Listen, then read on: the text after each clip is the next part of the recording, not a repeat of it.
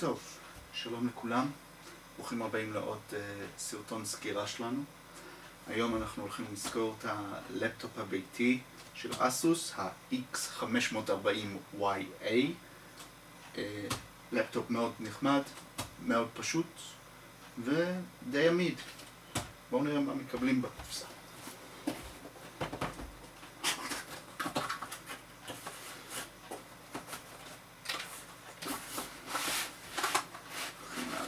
עצמו, נוציא אותו רגע הצידה. יש לנו גם כמובן שניים מטען, אוקיי? מאוד קטן, מאוד קומפקטי, שזה מאוד חשוב. בצד. פשוט לפני. נשים את הקופסה בצד.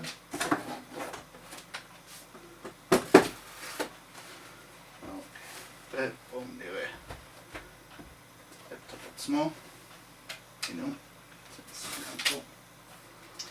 הנה הוא, הלפטופ של אסוס, מאוד יפה, יש לו גימור כסוף עם פסים כאלה, כמו חריטות קטנות, מאוד נחמד, האמת די עמיד בפני טביעות אצבע, שזה טוב במחשבים מבריקים שכאלה. לפטופ מאוד קליל, סך הכל 2 קילו, יש לו 4 ג'יגה זיכרון,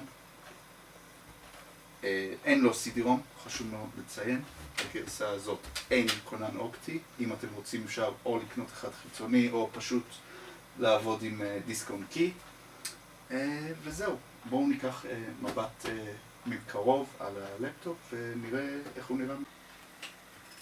טוב, הנה הלפטופ מקרוב יותר, אפשר לראות את הצבע הכסוף הזה, את הגימור הזה, מאוד נחמד. נעשה מבט מסביב לפני שנפתח אותו. בצד הזה אפשר לראות את החיבורים. נתחיל מכאן.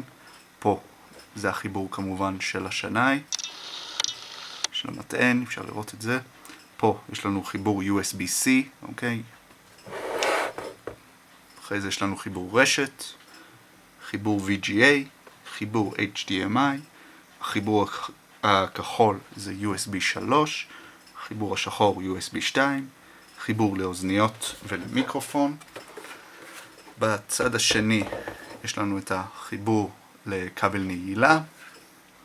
מקדימה פה למטה אפשר לראות את הפתח הקטן הזה, זה לכרטיסי זיכרון. פה יש לנו 2 נוריות, אחד לטעינה, אחד האם המחשב דלוק או לא.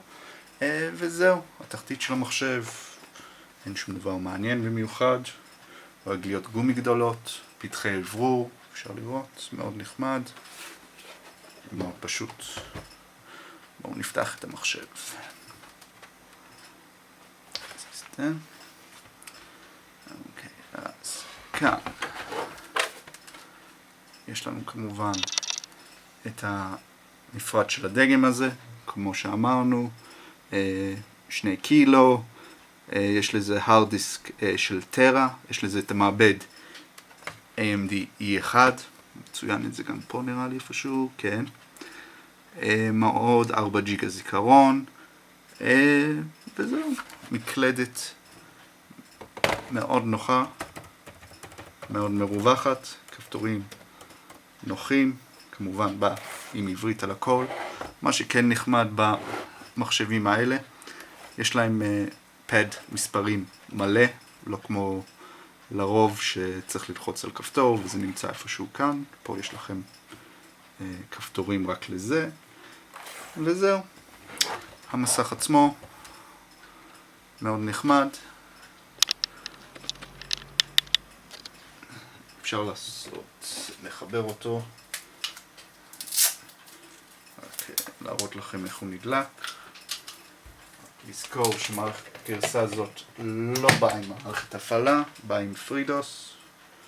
נחבר את השנאי, נדליק, והנה הוא עולה, די מהירות, כמובן כי אין מערכת הפעלה, אבל נכנס לדוס, מסך מאוד גדול, מאוד רחב, מאוד נוח לשימוש, וזהו. הלפטופ הזה הוא מעולה לאנשים כמו שאמרתי, שרק גולשים באינטרנט, או עושים קצת עבודה במסמכים, באופיס, דברים כאלה, אבל לשום דבר מסיבי. זה לא לפטופ לגיימרים, זה לא לפטופ לעבודה קשה, זה לא לפטופ לתכנות, זה לפטופ פשוט ביתי, זול ונחמד. אז זהו. מקווה שנהנתם, ונראה אתכם בסרטון הבא שלנו.